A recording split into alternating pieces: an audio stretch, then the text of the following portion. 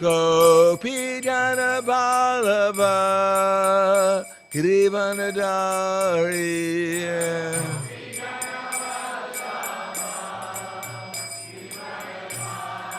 Yasodanandana Braja Janaranjana Yasodanandana Braja Janaranjana Yamuna Tirhanacharya Yamuna Tirhanacharya Jaya Radha Madhava Kunja Vihari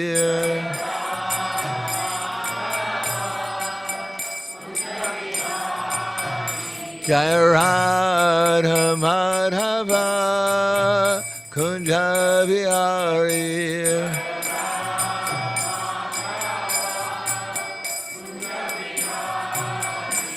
Gopi Jana Vallabha Girivanadari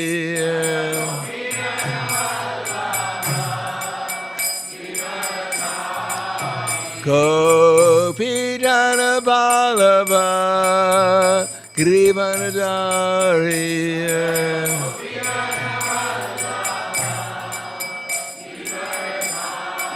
Yasodanandana Braja Janaranjana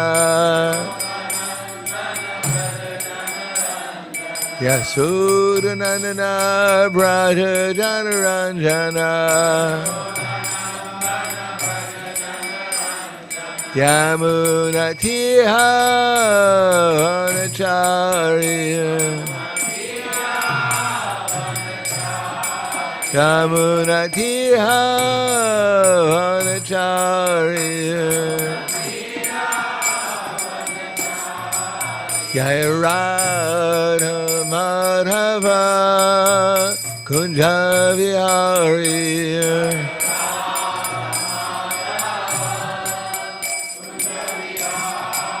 Jaya Radha Madhava Kunja Vihari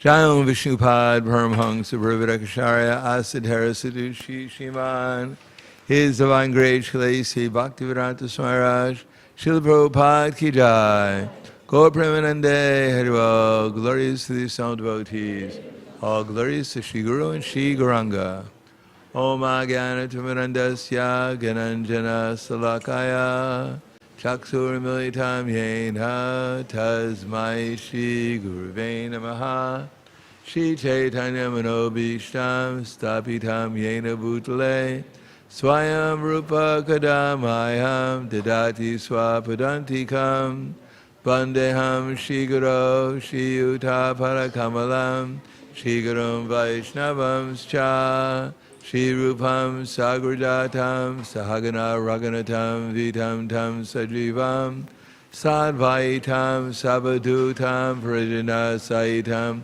Krishna Chaitanya Devam Shri Radha Krishna Padan Sahagana Lalita Shri Visakan Vitam Cha Hey Krishna Karna Sindhu Dinabando Jagatpate Gopesha Gopika Kanta Radha Kanta Namostute Tapta Kanchena Gaurangi Radhe Vrindavaneshwari Prishubhana Siddhadevi Pranamami Hari Priye Panchakapa Tribhyascha Kripa Sindhubhyevacha Patitanam Bhavanebhyo Vaishnavebhyo Namo Namaha Shri Krishna Chaitanya Pranitananda Shri Advaita Gadadhar Shivasadi Gaura Bhaktivinoda Hare Krishna Krishna Krishna Hare Hare Hare Rama Rama Rama Hare Hare Om Namo Bhagavate Vasudevaya Om Namo Bhagavate Vasudevaya. Om Namo Bhagavate Vasudevaya. Śrīmad Bhāgavatam, Canto 8, Chapter 19. The Lord begs charity from Bali Maharaj, Text 34. Kramato Gam Padaikena Dvitiyena Divam Vibho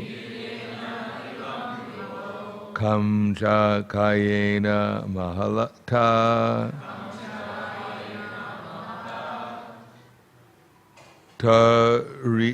Tarti Yasya Kutogati Kramato Gam Padaikena Dvitiyena Divam Vibho Kamcha Kayena Mahata Tartiyasya Kutogati.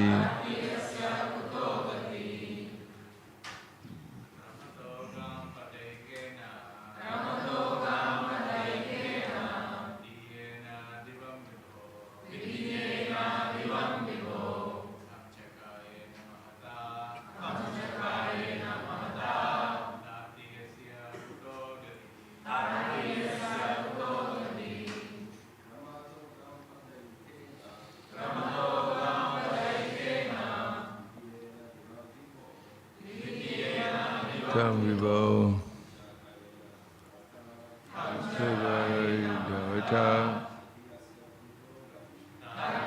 Jagato Gati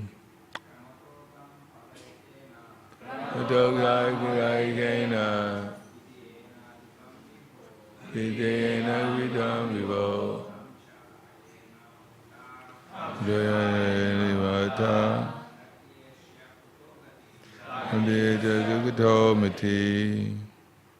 Ladies,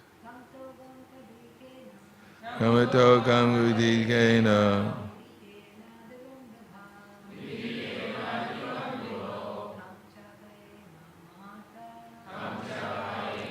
Hata Hridasya Gatogati Kramato Gandhijaya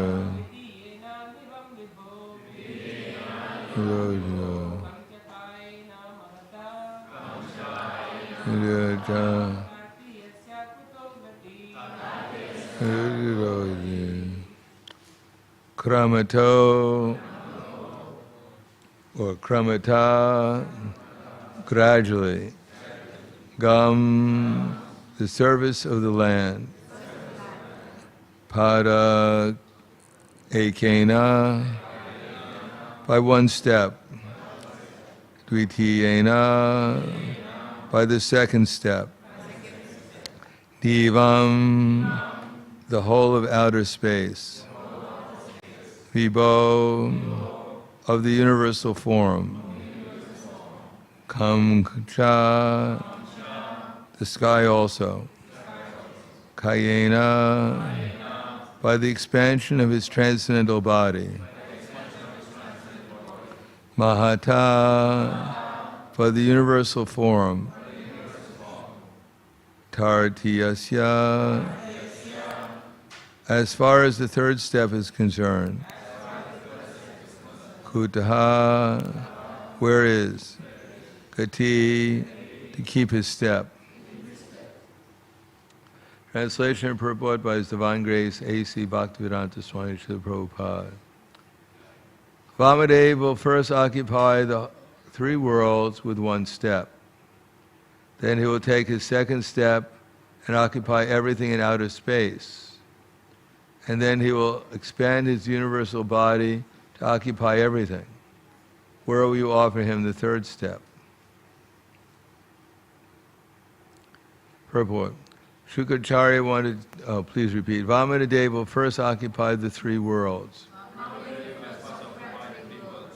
with one step.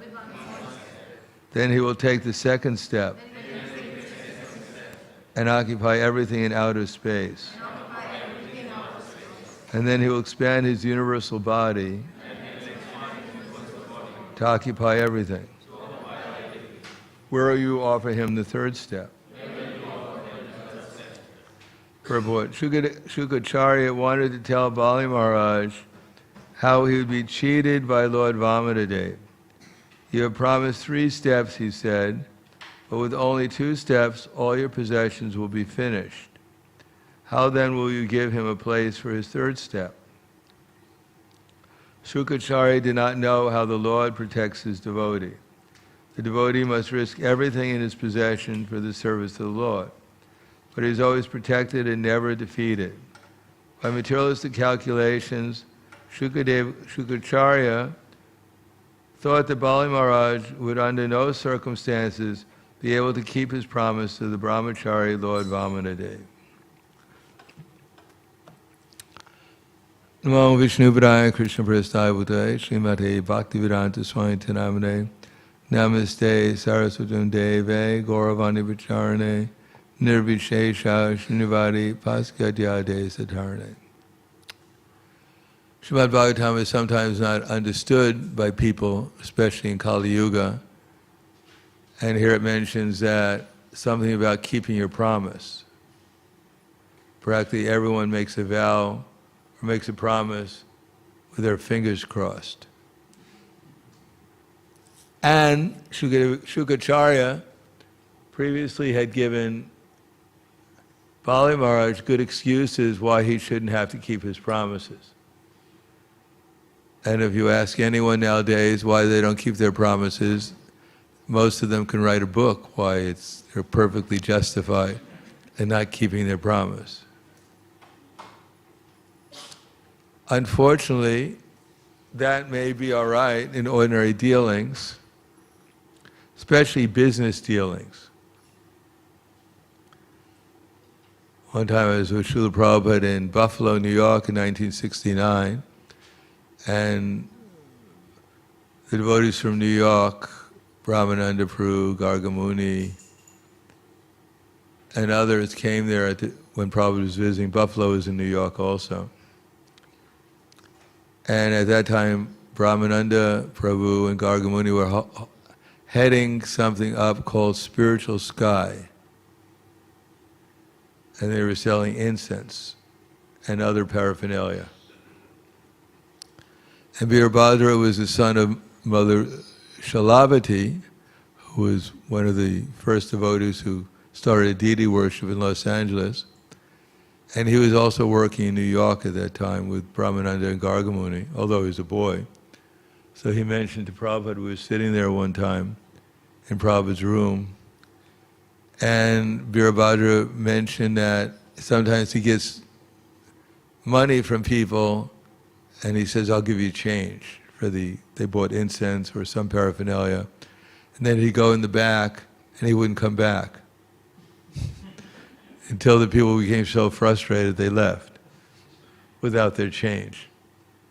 So I looked rather shocked, and Prabhupada looked at me and smiled and said, business means cheating.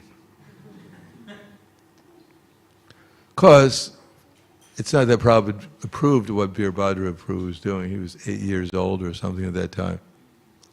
Prabhupada was more or less trying to pacify me, because I couldn't really register exactly how they were doing things like that. Later on, when I was distributing books at the airport, then I learned how how business means cheating. Not just a few dollars, or sometimes a lot more than that. In any case, you wouldn't want to cheat someone like Vamanadeva. Not only was a brahmachari, but he happens to be the Supreme Personality of Godhead. And the reason why everyone is in this miserable condition is specifically because we're trying to cheat Vamanadeva, or Krishna. Therefore, in the Bhagavad Gita, Krishna says, under the mode of goodness, speaking, that if we're not in the mode of goodness, then we must be in some other mode. And generally speaking, that means ignorance or passion. And the problem with passion, without the knowledge of goodness, it will be reduced in the course of time to ignorance. And ignorance means that, according to Bhagavad Gita, Ordvam Alamadakshakam, Ashvatam Praho Arvyam, Chidamsi Yasya Purnani, Yastvam Vedas, that's the word. Orvam Gachati Sattvasto, Madhe Tishtati Rajasa, Jaganya Guni Vrittista, Ado Gachati Tamasa. If we work in the mode of goodness, we'll go upward. First to the heavenly planets, and then according to Śrīmad Bhāgavatam, even beyond that, even up to Goloka Vrindavan. But if we work in the mode of passion, we may have to come back to Melbourne. No one seems shocked by that. And if we work in the mode of ignorance, we'll have to go down to the lower species of life, which is not a good idea. And intelligence, our own intelligence, comes from hearing. We just were born with absolute intelligence. Actually, we were born in ignorance. And only by association we develop intelligence. In one sense, according to our education especially, we may have more or less intelligence. According to Srila Bhaktivedanta Thakur, we're all born Shudras.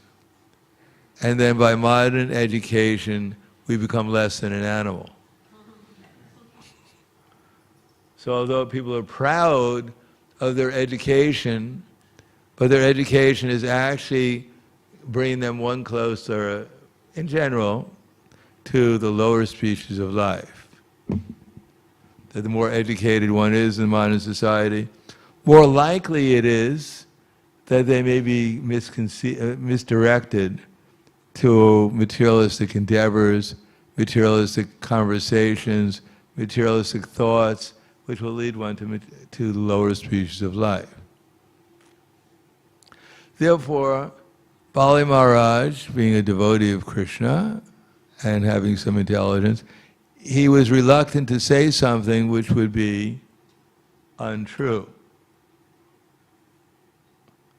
To give a promise which was untrue, and still, as it says, as soon as we say something, then what will be the result?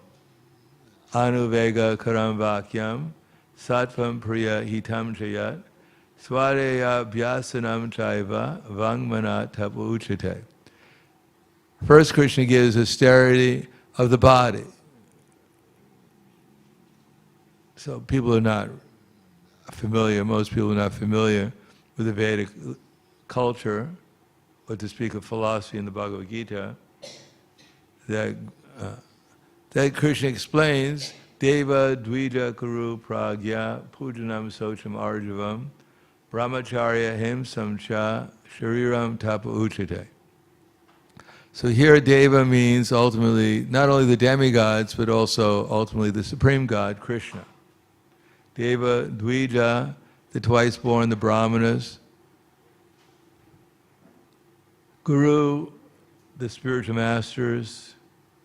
Pragya, and respectable people like the father and mother, etc. Pujanam, that there should be some respect. Therefore it says that if you see a sannyasi, you're supposed to bow down, or else you're supposed to fast for the whole day. It's not just a yoga exercise. There's a mentality, in other words, if we can't even show respect to Krishna, enter into the temple and don't show respect, then where is our mentality? Who do we think we are? Well, we know who we think we are. We think we're this body, and there's nothing more supreme than this body. As I said many times in my lecture, but there's a new audience, so I'll say it again, that we wake up in the morning, we look in the mirror, and we ask the mirror, mirror, mirror on the wall, who's the greatest of them all? And we usually get the same answer. The mirror says, my dear, fortunate soul, after so many births and deaths, you finally have darshan with the Supreme in the mirror. So please, you've read the Bhagavatam, follow its instructions, and render unalloyed, uninterrupted service to that deity in the mirror. And we start thinking, well, I tried real hard yesterday, but it's a gradual process. Today I must become more fixed in my service to that deity, more uninterrupted and more enthusiastic service to my deity in the mirror.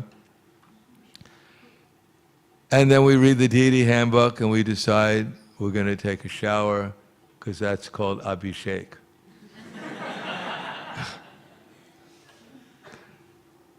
Then we, of course, according to the deity handbook, we have to clothe the deity, we have to dress the deity, we offer the deity different types of perfumes and incense. Then we sit down to offer the deity all kinds of food stuff as an offering of devotion. Swaha. Then we are empowered, we're enthusiastic, and we go out into the whole world to spread the glories of the deity. It's called Sankirtan. All glories to my deity. So everyone has their deity that they're worshiping. No one can say they're not worshiping. As a matter of fact, we're entangled in the material world only because we want to worship our deity, the wrong deity. That's all. Now we may have other deities, we may have Shiva, we may Ganesh, we may have so many different, but these deities are only meant to serve the principal deity, the Adi deity, this body. And of course our minds, we have to be serving them also. Desire is another way of deciding how we're going to worship this deity. All the desires are all more or less how to protect the deity, how to gratify the deity, its senses, its demands. So this is called material life. And when we see someone else, Deva, Dvija, Guru, Pragya, Pujanam, Socham, Arjuna. When we see someone else, we figure, is this person going to serve my deity? Is this person going to put my deity in danger? And I should react accordingly. Oh, this person's useless. He's going to take my false ego away. This is a real danger. If I bow down before this person, the deity goes, beep, beep, danger. You vowed you were going to run unalloyed, uninterrupted service, but this person's going to take your service away and give it to some other god called Krishna or something like that. I hope, sorry I uttered the name, confused you. So this is a real struggle. Am I going to bow down? Just like Prabhupada was talking to a very famous musician in London. His name was Donovan. And his girlfriend was with him. At that time he was famous, he was like on the level of the Beatles at that time. And Prabhupada started to talk to Donovan, and his girlfriend immediately picked up danger. Get him out of here as quickly as possible, because he's not going to serve my deity anymore. He's going to become an atheist to me. So she said, oh, I'm just like Yoko, is that her name? When Prabhupada was speaking to John Lennon, she started saying, oh, John Lennon, I have a headache, let's get out of here. Because Prabhupada was giving her a headache. He was going to take him away from her. That's what it came down to. So when we see a saintly person, when we see respectables, if we start paying attention to them, if they're actually Krishna conscious, if they're actually representing the Supreme, then it means that our false ego will be gradually eliminated, and people they have to make a decision. What am I going to do? Am I going to give up my prospects to become the Lord of some part of the material world, and birth after birth, gradually work myself up to Lord Brahma and 4 heads and then 8 heads and 1,000,000 heads? Is that my ambition in life? Or am I going to actually give up my false ego and realize who I actually am? So the Vedic culture gives us a path to giving up our false ego and a path to increasing it. So we become more and more attached to whatever body we have. Even when we become a dog, we're in love with that body, and we want everyone to serve that body. As a matter of fact, in modern society, people treat their dog better than they treat their children. If you hit a dog, people will get you arrested. If you hit your children, they'll line up to hit them too. But the dog or a cat. Therefore, Prabhupada was giving a lecture at one university, and he said, if you act like a dog, then you will become a dog. So one lady student raised her hand and said, Swamiji, you say if I act like a dog, I'm going to become a dog. But I want to tell you, I don't mind if I become a dog. I want to become a dog. So Prabhupada raised his hand and said, you have my blessings.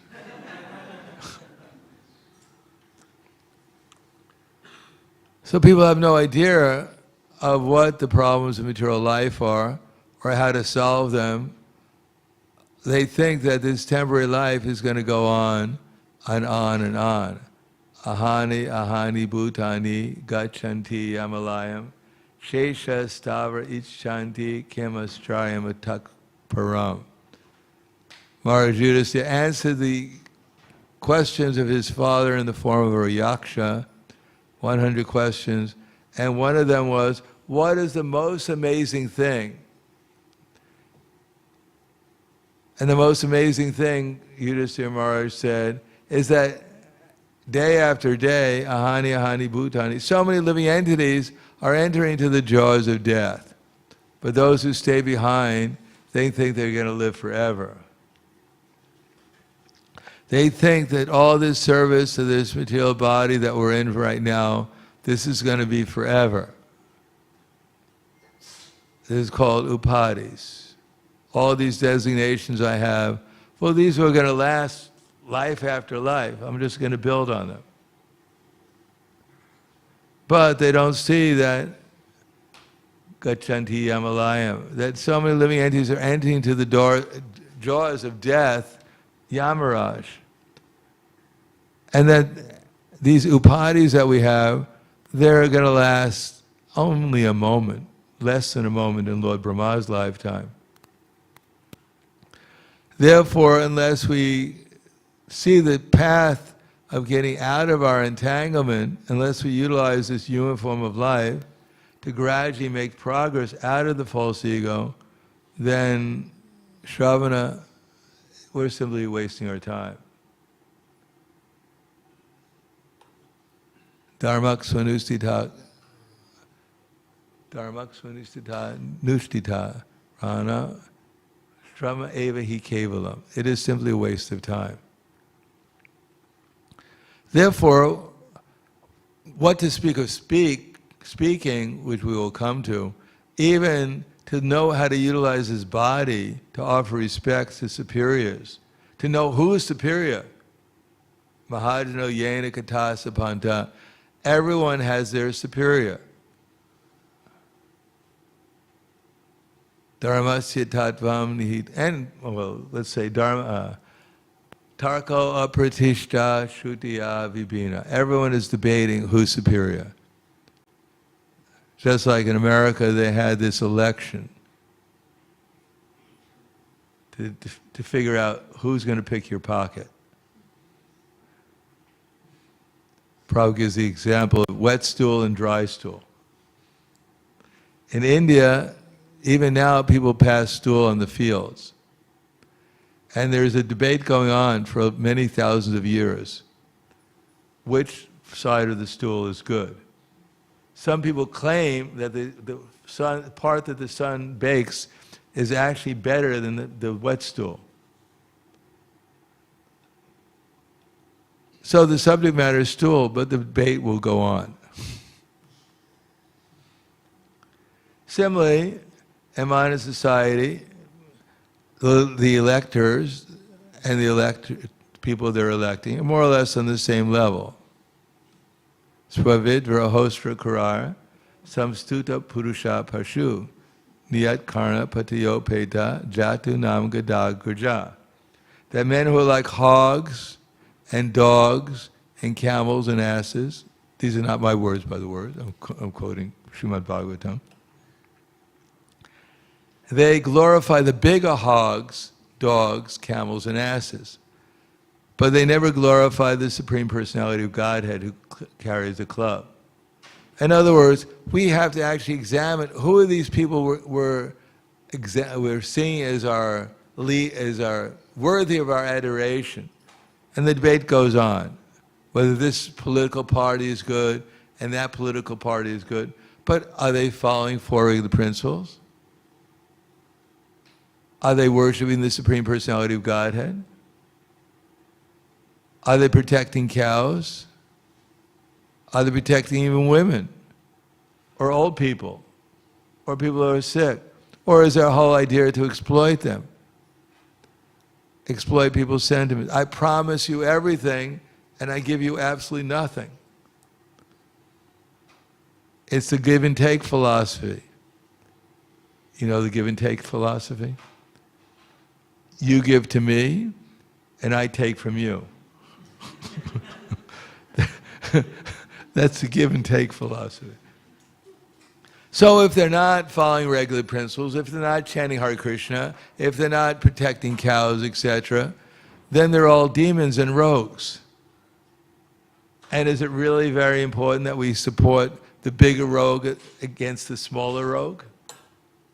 Or the one who picked my left pocket rather than the right hand pocket? Is this will solve anything?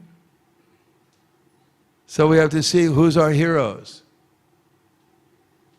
We may debate about it, but let's see what the criteria is that we're determining who's what in this world. Dharma, Tarka Apratishta Shrutiya Vibhina. And everyone has their literature. You read The Origin of the Species, and there are people getting their PhDs at universities based on the authority of the origin of the species, that we're all coming from monkeys. Does anyone here know anyone in their family ancestry who was a monkey? Or even a black sheep? The one that everyone talks about in the family? But people they're taking origin of the species as some kind of authoritative literature. Time magazine, the Time newspaper. How many people think Time newspaper is actually telling the truth? And how many people actually believe that the only way you can understand when a politician is telling a lie is when? Yes, when they open their mouth and they start to speak. Then you know there's some lie coming out. And then Vasudeva said that in the Śrīmad Bhāgavatam too. You can't trust a politician, and you can't trust an uncontrolled woman, or anyone who's like an uncontrolled woman, because they never will keep their promise. So Tarka Pratishta Shrutiya, so many literatures. We're selling a few thousand literatures, or 10,000 literatures, or 1 million literatures. How many literatures did Amazon sell over the Christmas vacation, over the Prabhupada Marathon? Who won, Melbourne or Amazon? Who won the marathon?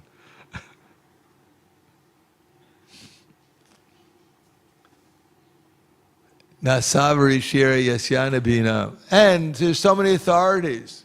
They're proclaiming, I am the truth, the way, and the light. No one gets to a vacation in Hawaii unless you follow me. Or a mortgage-free house. Or send your kids to become lawyers in Harvard. That we are the truth, the way, and the light. And everyone is choosing someone. Dharmasya tattvam nihitam guhayam mahajno yena katasa panta. People have realization, everyone has a realization of reality, and they're explaining it, and there's so many followers. So many people get followers because they explaining exactly what people are looking for. Give me a house, give me a wife, give me a color TV, Om Jai Jagadisha Hare. So many people are choosing someone and they follow him because they're promising. In the mode of ignorance, Ravana, Hiranyakashipu, Kamsa, they had so many followers. Lord Nrsimhadev first killed Hiranyakashipu, and then he had 10,000 or more of his followers to fight against. So it's not the number of followers you have that make you an authority, it's who your original authority is. In the mode of ignorance, there are authorities. In the mode of passion, Bill Gates is the authority. In the mode of goodness, Bambi is the authority, or something like that. Gentle lamb. And transcendentally, there's someone like Srila Prabhupada. That depends, are we actually in line with the teachings of Prabhupada? Is that why we're doing something? Do we even remember Prabhupada when we're doing something? And if we do we take it seriously? We think, well, unfortunately I just remembered Srila Prabhupada's instruction and now I have to disobey it. Oh Super Soul, why do you put me in this difficulty? Make me cause offenses. Why don't you just leave me in forgetfulness and make me happy? And we follow some instruction, we think, wow, I'm a pure devotee. I don't have to follow it for the rest of the day. I've been empowered.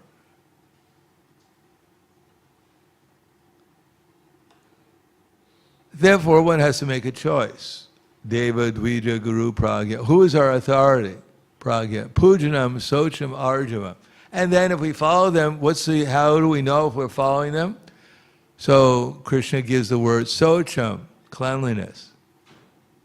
And Arjavam, simplicity, truthfulness. Brahmacharya, Ahimsa. So these are actually the qualities that we're trying to develop. Qualities in the mode of goodness. It's not that we're just bowing down, or we're mumbling something, or showing respect. No, it's actually so we can develop these good qualities. That we're bowing down, we're offering respect to people who have good qualities. So we can develop them. And what are those good qualities? It's Socham, what's it? Deva, Dvija, Guru, Pragya, Pujanam, Socham, Arjavam. Cleanliness, simplicity, Brahmacharyam, celibacy, and Pujanam, Deva, Dvija, Guru, Pragya, Pujanam, Socham, Arjavam, Brahmacharyam, Himsam, non-violence, Himsamcha. These are the qualities in the mode of body, Shariram Tapuchite, in the mode of goodness. Ahimsa. What is ahimsa? According to Bhagavad Gita. It is exactly what Chaitanya Mahaprabhu said. When he said, Yari Deka Tarikaha Krishna Upadesh Amara Aga Gurhana Taridesh. Now we're not even talking about speaking, because Chaitanya Mahaprabhu is principally talking about speaking. But if we're doing something which is not Krishna conscious, then we're actually committing violence against ourselves and other living entities. The extreme may be killing animals, but we're also killing ourselves, according to the Bhagavatam. That if one is not engaged in Krishna's service, then we're committing violence against ourselves and against others, as an example. But then Krishna says, Anuvegam karam vakyam. Don't agitate people when you're talking. Anuvega karam satyam priya hitam chaya. Try to be truthful. What is truth? As the other one said, truth is Krishna consciousness ultimately. The truth is that we're eternal servants of Krishna, and we're meant to utilize our bodies in Krishna's service. So whoever we meet, we should try to help them become Krishna conscious, or else we're not being truthful to ourselves or to others. It doesn't mean that we have to tell them directly about Krishna, because they may not be able to appreciate it. Therefore, Prabhupada even introduced concepts like Varnashram, or when he was speaking to Professor Katowski in Russia, a professor who invited him to visit Russia. So Prabhupada started out with transcendental knowledge. He thought maybe this is an intelligent person. He said, the body's changing, but you're not changing. Professor Katowski said, what? You're wrong. I'm changing. Okay. Well, what about an idea that actually not everyone is equal in the material world. Some people are more elevated than others. No, I'm a communist. I don't believe that. So Prabhupada tried to give him instructions that there should be people, there's something called the mode of goodness. There are people who are clean and truthful and austere. They should be, recognized as such, as a higher quality. No, everyone is the same. Whatever you feel like, that's who you are. Everyone is equal. So then Prabhupada's next response is, can you get me a taxi? And this professor said, sorry, Swamiji, I can't get you a taxi. So Prabhupada had to go out in the street with Shyamasundar and find a taxi. Learned professor, head of Indology in the biggest university in Moscow, could not even understand the most basic concepts of reality. But Prabhupada tried it the best he could to give him philosophy that might help him improve his understanding of reality. But he couldn't accept anything. Priya, but talk should be pleasing. Prabhupada could have yelled at Professor Katowski, but it would be a waste of time. Priya hitam, and beneficial. Swadhyaya, according to Vedic culture, according to Vedic concepts. So we should see that we should be conscious of how we're speaking. And although it may not be within our conception or our intelligence, how to do things with all these qualities at the same time, but we can concentrate on one or two of them. If we're being truthful, or we're being Krishna conscious. If I'm actually saying something that will benefit this person, rather than listening to myself talk and thinking about how wonderful I'm talking. I really appreciate how intelligent I am. I hope everyone else does too.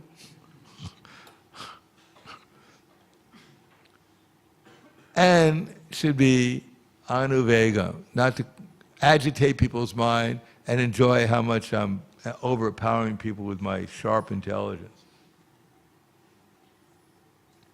So this is speaking in the mode of goodness, the basic principle for transcendence.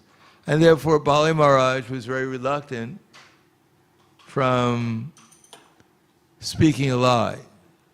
But he had faith in Krishna. ISKCON said this is Krishna, the Supreme Personality of Godhead, don't give him anything. Because, and then at the same time he's telling him, you won't be able to keep your promise. But Bali Maharaj had faith in Krishna. That ISKCON was not the ultimate authority. Krishna is the ultimate authority. So fortunately he had heard from someone else other than ISKCON, although ISKCON was his designated spiritual master in Śrīmad Bhāgavatam. He had heard that Krishna is the Supreme. That's what Krishna says in Bhagavad Gita. That's the whole basis of Bhagavad Gita. That was why Prabhupada wrote his commentaries to the Bhagavad Gita. At the beginning of the introduction to the Bhagavad Gita, Prabhupada wrote that there was one lady who approached him asking if she could recommend an edition of the Bhagavad Gita in English. And Prabhupada said, sorry, although there's 600 or 700 translations, I can't recommend any of them, because none of them have touched on this, that I know of, Prabhupada said, have touched on the spirit of the Bhagavad Gita. And then Prabhupada explains what the spirit of the Bhagavad Gita is. Does anyone know what the spirit of the Bhagavad Gita is? Has anyone read Bhagavad Gita here? Good. Do you know what the spirit of the Bhagavad Gita is? Do you know what the spirit of the Bhagavad Gita is? Halfway there. Yeah, that's true. But not quite. Yes? To what? Why? Yes.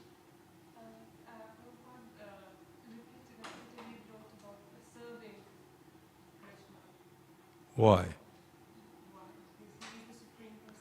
Yes, that's the spirit of the Bhagavad Gita. That Krishna is the Supreme Personality of Godhead. All these other commentators, they don't deny we should surrender. Everyone surrendered. Your dog starts wagging his tail that he has to go outside, and you're watching your favorite football game, but you got to surrender to the dog. Take him outside, or else you're going to have a mess in your house. So you surrender. Everyone surrendered, but the question of who they're surrendered to. So the spirit of the Bhagavad Gita, Prabhupada said, is just like in the Bhagavad Gita, well, just like if you want to take a medicine, you have to take it you should take it according to the directions on the label of the bottle or according to the expert physician. You can't just take the medicine whimsically. You go to the pharmacy and you look at all the different drugs in the pharmacy, and you look at your dhoti or your sari or whatever, and you say, well, that matches my dhoti. It matches my sari. Give me that one, the orange one. That's not the criteria of taking medicine. You have to take it according to the expert physician or according to the label on the bottle. So the expert physician in Bhagavad Gita, what does he claim? He says, Aham sarvasya prabhava matsak sarvam pravartate iti matva bhajante mam buddha bhava samanvita. That I'm the source of all the material and spiritual worlds. From me the entire creation flows. The wise who know this perfectly engage in my devotional service and worship me with all their hearts. And in the Vedic literature, Prabhupada mentions Śrīmad Bhāgavatam, Bhagavad Gita. They also confirm Krishna is God. And the other expert physicians, like Śrīmad and Madhvacharya, Ramanu, they also confirm that Krishna is God. So that's following the recipe, the prescription of these great personalities and what's written on the label of the bottle of this book, for instance. And Prabhupada goes on that this knowledge is handed in disciple succession. Everyone has a relation with Krishna, eternal relation. We should revive it. That's the purpose of life. So then he says, at least in theory, Prabhupada writes, at least in theory, if we accept that Krishna is the Supreme Personality of Godhead, then that's called submission, faithful hearing. We can't blindly accept, because we're blind. We were born blind. Blind, spiritually blind. We don't see things as they actually are. We see things as the most material nature revealed to us, according to our coverings. But we're hearing from expert authorities that Krishna is God, and therefore we should follow his instructions. And that's called faith. Not blind, because we have experience in Krishna by the gradual process of Krishna consciousness, and therefore some degree of faith, bigger or smaller, may be there, to follow the instructions. The bigger, the more likely it is we'll follow all the instructions. Bali Maharaj, he had big faith, therefore he was willing to give up the universe. We have a little faith, and we put a little bit in the Hunda. We give up a little bit of our universe. Big faith, you give up more of it, that's all. But Śrīmad he was not in disciple succession. He is in this, some kind of coming from the demons, according to Bhagavad Gita. Very learned personality. He's Venus in astrology, learned in the Vedas, but he's not Jupiter. He's the spiritual master of the demons. And demons are not about to give up everything for Krishna. Therefore, Bali Maharaj, fortunately had association with other gurus, and therefore at that particular time, he didn't follow Śrīmad. He kept to his, actually the real gurus in disciple succession, which connected him with Krishna. And he had faith, because he had heard, Machita, Machkata, Prana, Bodhiyantas, Parashparam, Gatayantas, Ramam Nityam, Tushanti Cha, Ramanti Cha. He had heard how to use his chitta, his consciousness, and how to utilize his prana in Krishna's service. And he was willing to do that. Therefore, he decided that at this particular junction, he's going to give up everything so he can steadily engage in Krishna's service. And he did it enthusiastically. And what did he expect? Dadami buddhi yogam tam. Krishna would give him protection. He'd give him the intelligence so he could do his service. And indeed, that's what Krishna did. He gave him the intelligence that Lord Ramanadeva, take your third step and put it on my head. Let me surrender to you entirely. And what was the result? Tesham eva nukampartam aham agyana jam tamaha na shamyam yatma bhavashto gyana dipena bhashvata. Out of compassion, Krishna revealed himself completely to Bali Maharaj, and he became surrendered, one of the Mahajans. And Krishna personally sent him to Sutala.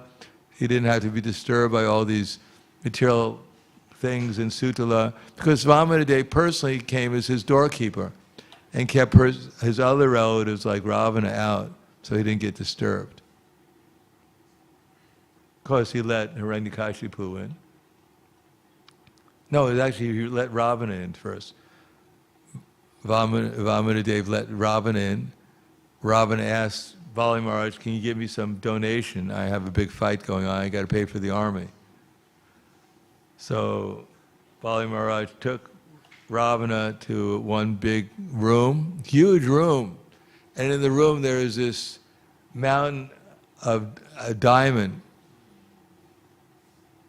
which was a huge mountain, or we should say, a mountain which was made out of diamond. And on the top of it was gold. He said, here, take it. It's yours. So Ravana tried to lift up this mountain, which was a diamond. He couldn't lift it up. And he said, where did you get this from? He said, I got it from you. What do you mean he got it from me? He said, in your last lifetime, you were Hiranyakashipu. You had a fight with the same Ramachandra in the form of Lord Nrsingadev. And you lost the fight. But during the fight, one of your earrings fell off, and it landed here. And I kept it in this room here. So this is, in your former lifetime, this is just one of your earrings. And now you become Ravana. You can't even pick up your own earring. And you want to fight against Lord Ramachandra? You want me to fight against Lord? Good luck. And so Ravana realized he wasn't going to get a good deal here. He left. And Vamanadev, the same Lord Ramachandra he was going to fight against, kicked him 800,000 yojanas back to this planet. So the purport is that we're not about to surrender everything, but we should surrender something. At least we should try to surrender to the philosophy of Krishna consciousness, so we know which direction to go in and which directions not to go in. If we don't read Srila Prabhupada's books, if we don't come to the basic philosophy of Krishna consciousness as given by Srila Prabhupada, and decide who's our authority and who's not our authority, and what degree someone's my authority, to what degree they're following Prabhupada's instructions and example, and what degree they're not, then we're just lost in this world where everyone's trying to become our authority. Not only that, but our mind's already our authority. It's already assimilated billions of lifetimes of authorities speaking to us. So unless we, as Prabhupada said, if you light a match in a dark room, the darkness can't put the match out. So unless we take shelter of Prabhupada's books and understand them as they could be as they can be applied within my own personal life, then the result is we're just hearing from these authorities in our mind, and we'll hear from the authorities outside, and we'll just go up and down this universe. Brahmande Bhagavatam. Brahmande Kon Bhagavatam Jeev Guru Krishna Prasade by Bhakti Lata Bij. We've been wandering throughout these universes since time immemorial. And now we have the opportunity to get this Bhakti Lata Bij coming from our acharyas through Srila Prabhupada and his sincere followers who are repeating by their body, mind, and words what Prabhupada said and did. So we follow them, Mahadano Yena Katasa Panta, and remembering what Prabhupada said, that any authority within ISKCON, they're only authority as much as they follow Prabhupada's instructions. There may be some official authority we should follow. Even Sanatana Goswami officially followed the authority or respected the authority of the Nawab, but he didn't take them seriously. He officially followed and agreed to be arrested, but he didn't take the Nawab's instructions seriously to go to Orissa and inflict pain upon Krishna there. He respected them, but the actual authorities that we want to follow is the authorities coming from Prabhupada through our disciple succession. That faith we have to have. As we have to have faith that Krishna is God and He's our objective in life, we also have faith that there's an Acharya, Srila Prabhupada, our Founder-Acharya, who's giving us instructions how to actually fulfill Krishna's instructions in disciple succession. If we don't have that faith, and we don't want to develop that faith, that's all right. There are many movements, there's spiritual movements, but this movement is specifically to understand what Prabhupada wanted, what Prabhupada explained, what Prabhupada demonstrated. That's what this movement is for. Otherwise, there are so many other movements, and they'll lead us maybe to Vaikuntha, they'll maybe lead us to other places much less desirable. But that's our choice. But we should understand why Prabhupada is our Founder-Acharya and why we should follow him and what he's saying.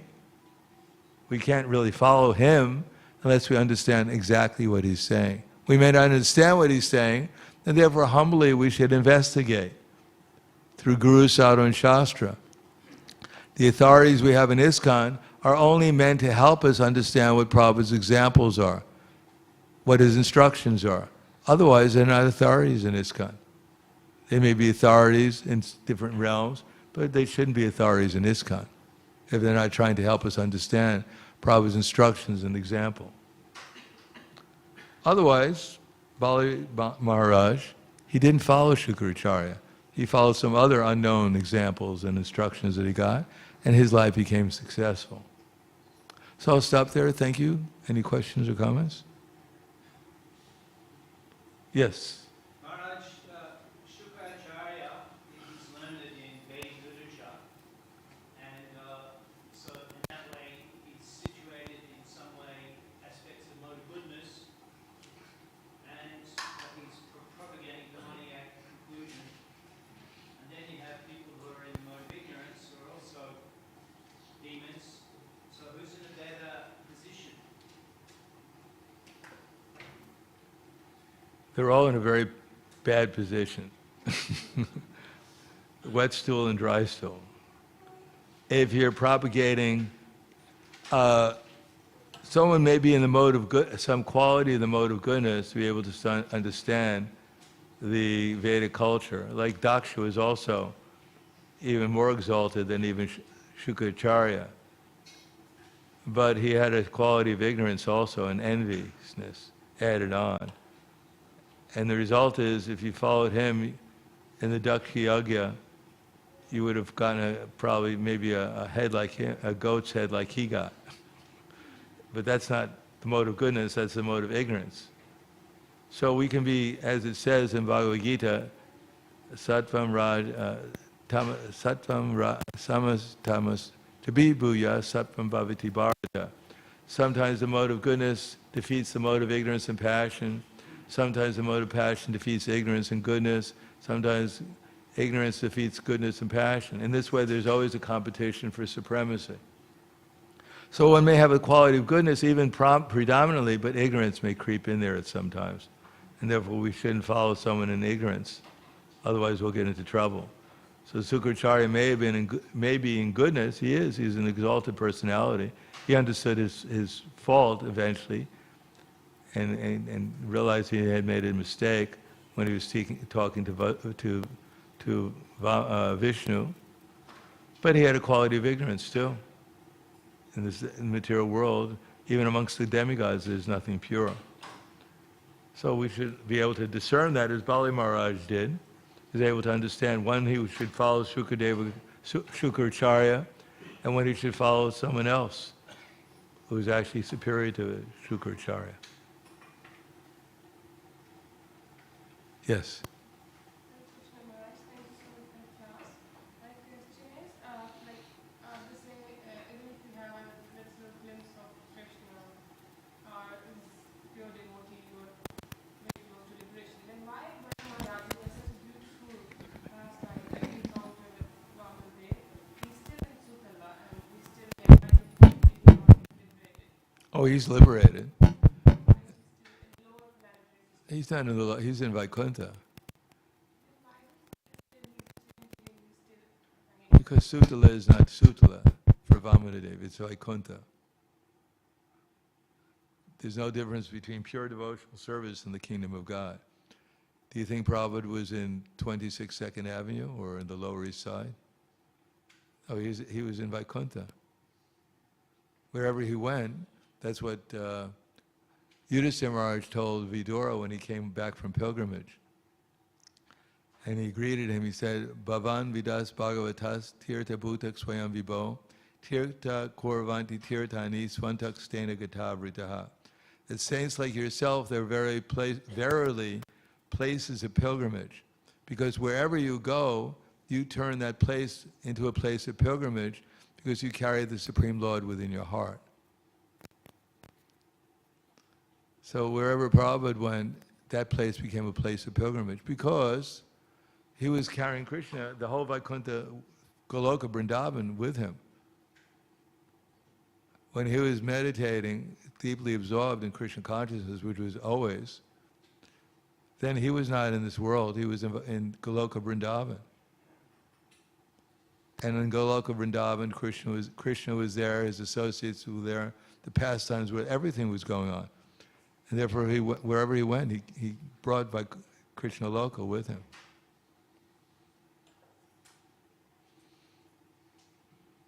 Similarly with Bali Maharaj, wherever he goes, the spiritual world is.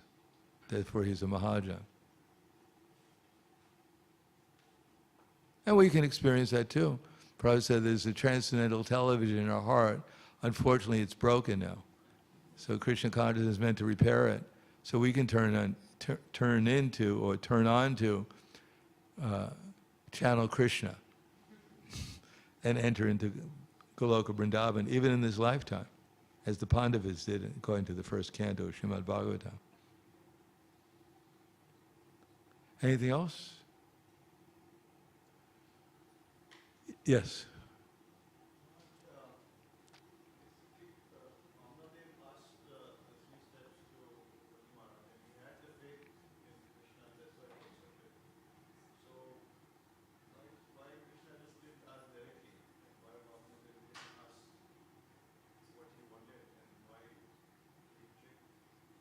Because Krishna is tricky. All these qualities that we have, Krishna has unlimitedly. Because it wouldn't be the pastime.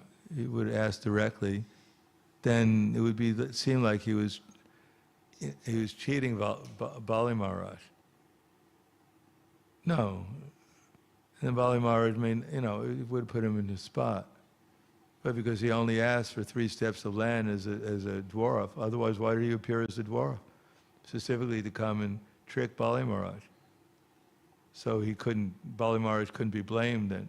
Yeah, just see you were pretending you were a spirit, following ISKCON, but you were a devotee in disguise. You were acting like a demon, but actually you were an undercover agent for the demigods. So it would have put Bali in a spot. So this way Krishna did a very clever way of doing it. So Bali Maharaj was, he promised something and he had to deliver because he was even if he was a demon, he had to be an honest demon. Even the demons get powerful because they keep their promises. Anything else? Thank you very much. Yeah. At that time, Bali Maharaj was the owner of all the 3 loks and outer space also. Then where the demigods and Krishna was living. What was that? Where did the demigods? My question is, where at that time Bali Maharaj was the owner of entire universe, including the 3 loks and outer space also. Yeah. Then where the demigods and the spiritual world was there. Where are the demigods? Under control of Bali Maharaj. Well, they were in hiding, most of the demigods. They had to leave the heavenly planets at that time. They were in hiding, so. Bali Maharaj, I guess he didn't have such. Nowadays they have much more advanced, what do they call that, where you spy on people? Anyhow, Bali Maharaj, he already defeated the demigods. They had already left the heavenly planets. They quit everything. So he wasn't so much interested in going and fighting them at that time. They were living more or less in his property because they got defeated. And they took over the heavenly planets. That was good enough for Bali. Sometimes you allow people who are defeated, just let them go somewhere else where they don't bother you. So that's what he did with the demigods. Thank you very much. Grantaraj Śrīmad Bhāgavatam ki jai, Srila Prabhupada ki jai, Gaur Premanande.